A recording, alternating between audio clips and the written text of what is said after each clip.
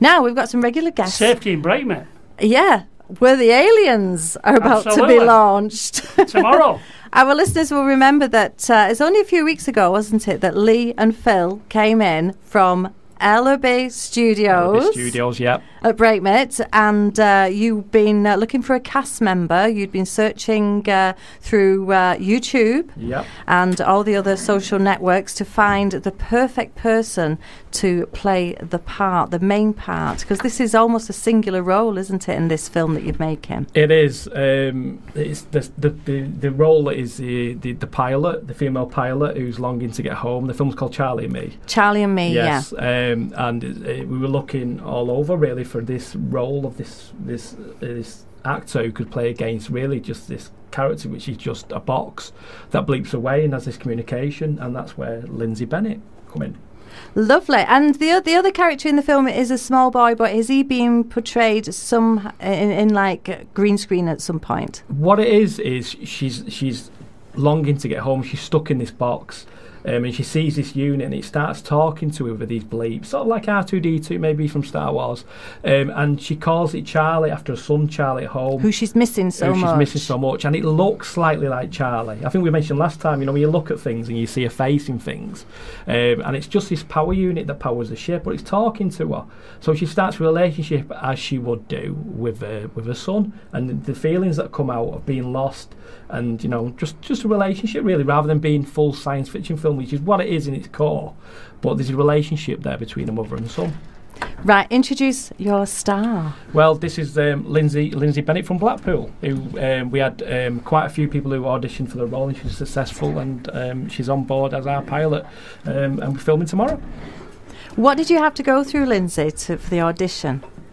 For the actual initial audition, I actually sent in a self-tape because I couldn't be there on the audition day, because I was really keen on doing it, but I had other kind of work commitments as well, and I was filming something else, and so I just sent in a self-tape, and I sent an introductory video about myself to Lee, and then I literally thought nothing of it. He'd sent me a bit of the script to do, so I did that for him and an extra video.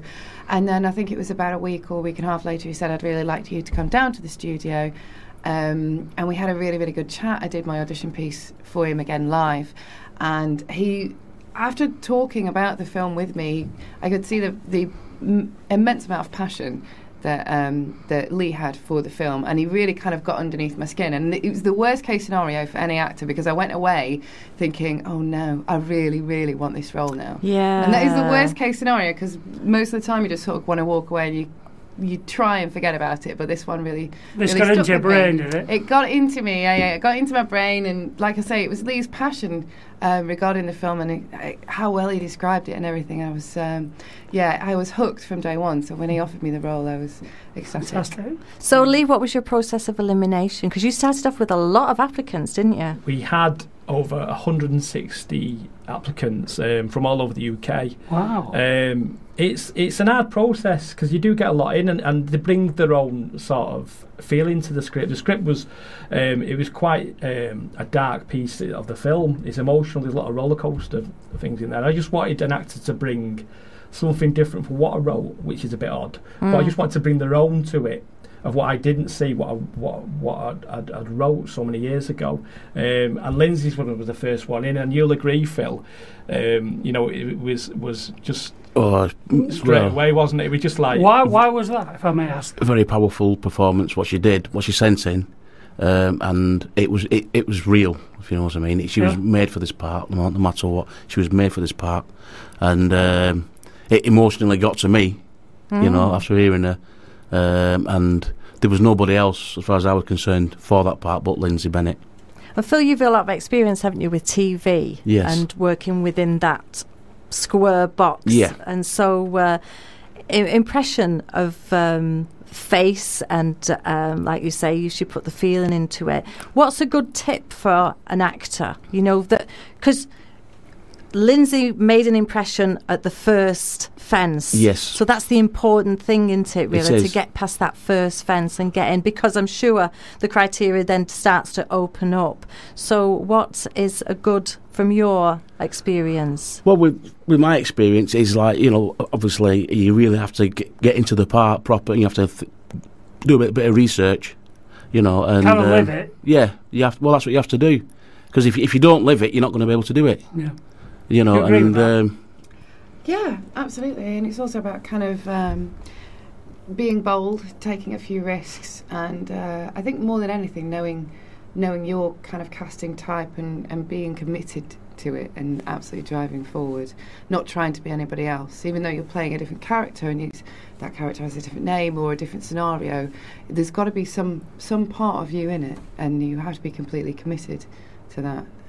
And you know, you've got fantastic piercing eyes. I can imagine they made quite an impression on the screen as well. yes, It definitely. did. On the audition piece, what Lindsay did was she was eating out of a bowl, and it was really natural, and that wasn't in the script at all. It was just like, Charlie, you know, remember the time when I took you for ice cream? That was the piece, and she was drifting off here, and you know, like you think about something and you can just see it in her eyes, like you say about her eyes.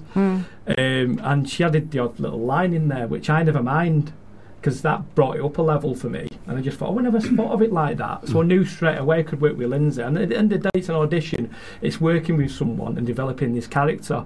And I don't mind, you know, improv and things on the day, and this works and that works, and Lindsay's like that, and you know, she brought some ideas to the table when we did the read through last week. So yeah, fantastic.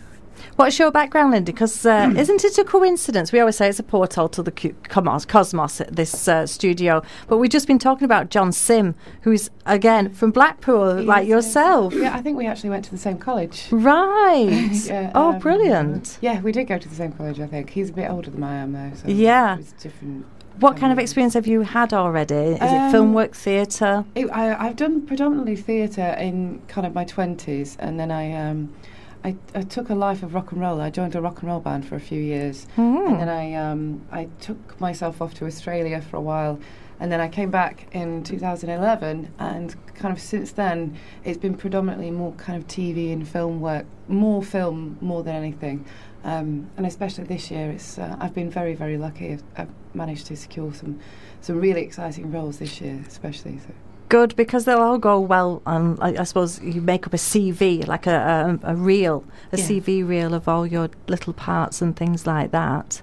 Have you had a ride in the rocket ship yet, in the Alien? I have. I've sat in my Navi chair. Yes, it's very comfortable. In brackets, the dentist. I actually wrote in the script Navi chair to make it think up a bit. I hope you've thrown a bit of fabric over it or something. No, it looks amazing. We've only shown so much.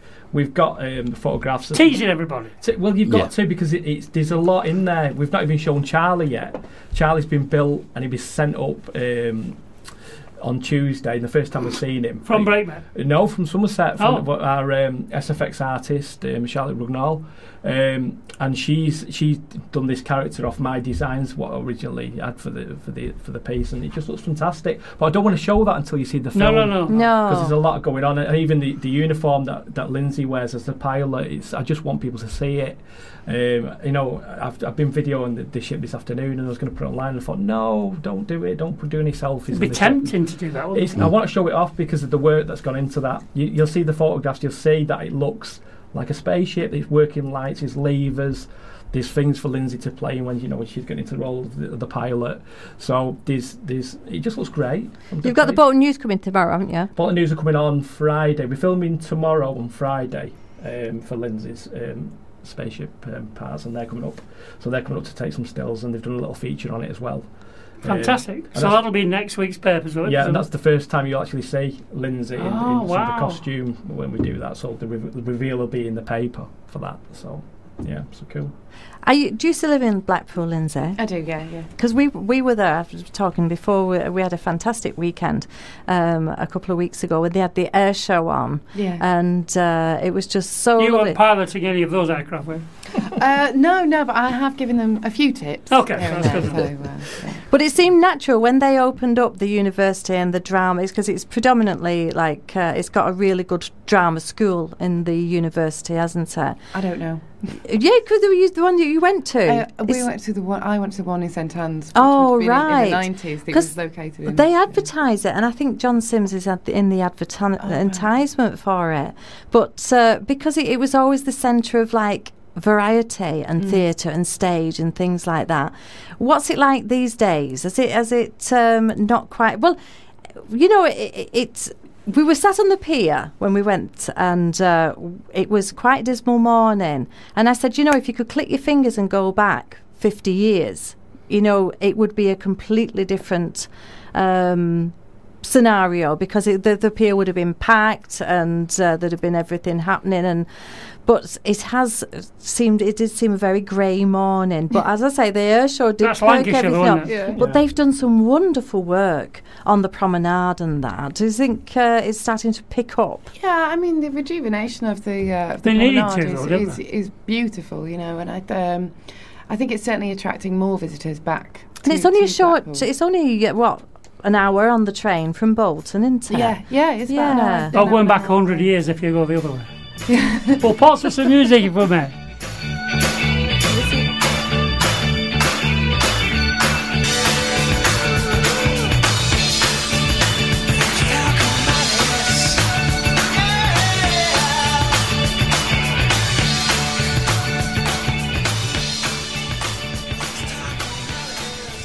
Lovely bit of jam. Right, we've got Lee and Phil in, regular guests to Community Corner, tell us all about Charlie and Me, which you're starting to film tomorrow, aren't you? Lindsay is your star in the making. And how long do you expect filming to last for? It's 3 days, that's all it is, 3 intense days. We've got. What time will you start in the morning? We started at 9, and the reason is a good DOP, a director of photography friend of mine, says try and start as late as you can because people look better on camera.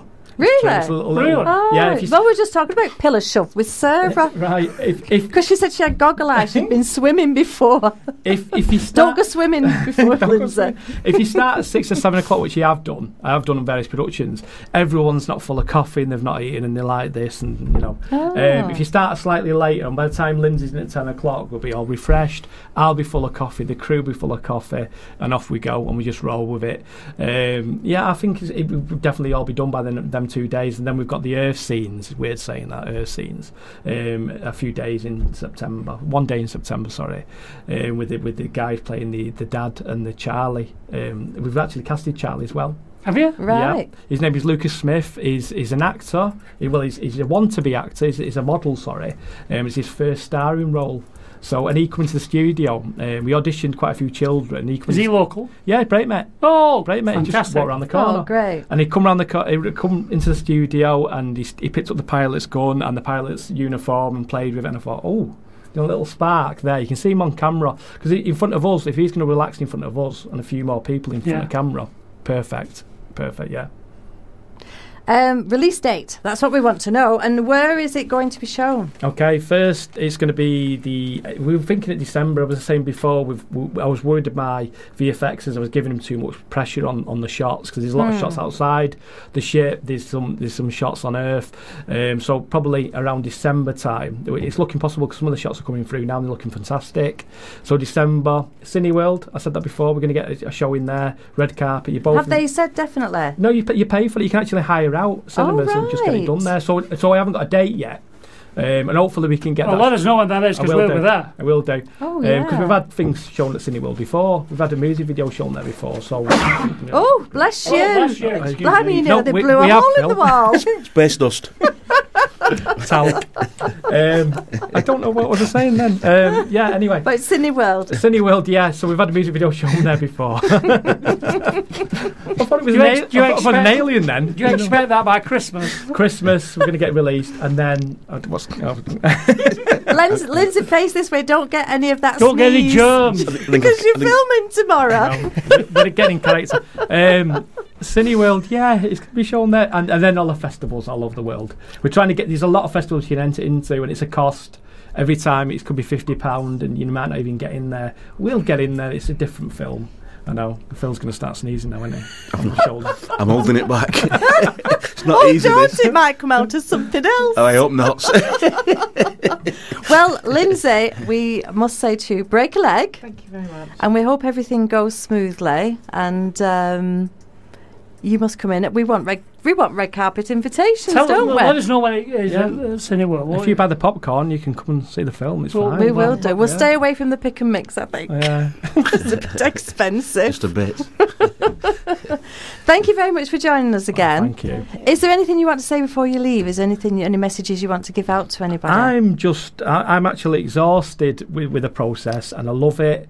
Don't get me wrong, I can't wait to start filming, but it's been a long process, and it's just these people and the people that are listening who are part of the crew, and they've just brought this dream together that I've been working on since I was 18, really, like I said, and now I've got the studio, and these people are part of it. So you're exhausted, but the work starts tomorrow. The work starts tomorrow. This is the easy part for me. I love directing. I just love getting in there. It's the pre-production that I don't like, and I love editing as well.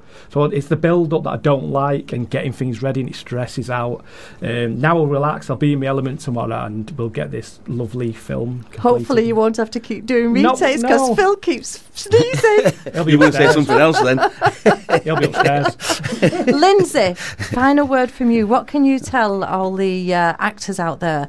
You know, any kind of impression they want to make. What's good advice for you? What think worked for you this time? I think more than anything, what I was saying before is understand who you are. You know, what are you selling, and what kind of parts? You know, are you the hero or are you the sidekick? You know, decide and really make sure that you know that's your casting bracket, and completely stick with it. And you know, it does sound really, really cheesy, but it is a marathon. Do you know what I mean? It's not a sprint. You've got to be in it for the long haul, and it can be really, really hard. It's probably one of the hardest careers, but once you stick at it, the rewards will keep coming. So the main thing is just just keep at it and know exactly what you're doing, and know yourself, and keep your sanity. Lovely. Well, it certainly worked for you this time. Yes. And like I say, break a leg. Thank you. Thank you very much Thank for joining you. us. Thank you.